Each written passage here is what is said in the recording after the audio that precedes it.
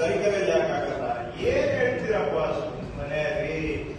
ಏನ್ರಿ ನನ್ನ ನೋಡಿದ್ರೆ ನಿಮ್ಗೆ ಏನು ಕಿವಿಯಲ್ಲಿ ದಾಸವಾಳ ಹೂವ ಇಟ್ಕೊಂಡು ಕೂತಿದ್ದೀರೇನಪ್ಪ? ಏನಪ್ಪ ಪ್ಲೀಸ್, ಕೆಲಸ ಮಾಡ್ತೀರಾ ಬಿಡ್ತೀರಾ? ಕನಿಷ್ಠ ಒಬ್ಬ ಮನುಷ್ಯನಿಗೆ ಕುರ್ಚಿಗೆ ಗೌರವ ಕೊಡ್ರಪ್ಪ ಪ್ಲೀಸ್.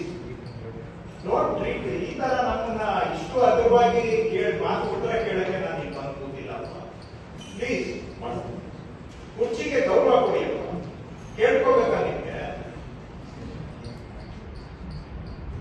ಏನು ಕಡೂರು ತಾಲೂಕು ಯಾರು ತಹಶೀಲ್ದಾರ್?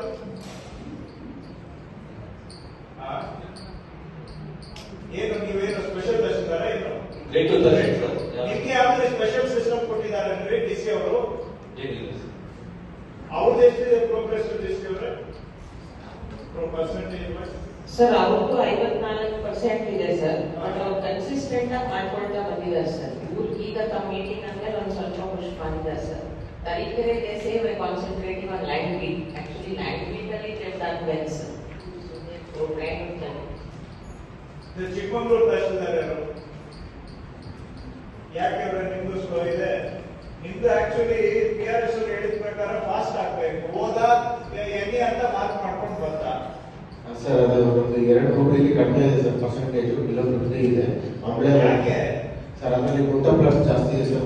1 ಗುಂಟ to 5 ಗುಂಟ ಲ್ಯಾಂಡ್ ಓನರ್ಶಿಪ್ ಜಾಸ್ತಿ ಇದೆ ಸರ್. ಅದು 15,000 ಅಷ್ಟು ಪ್ಲಾಟ್ಸ್ ಇದೆ ಸರ್. ಅದಕ್ಕೋಸ್ಕರ ಪರ್ಸೆಂಟೇಜ್ ಡೌನ್ ಇದೆ ಸರ್. ಅವ್ರ ಓನರ್ಸ್ ಸ್ವಲ್ಪ ಟ್ರೇಸ್ ಮಾಡೋದು ಕಷ್ಟ ಆಗ್ತದೆ. ಎಲ್ಲ ಬೆಂಗಳೂರಲ್ಲಿ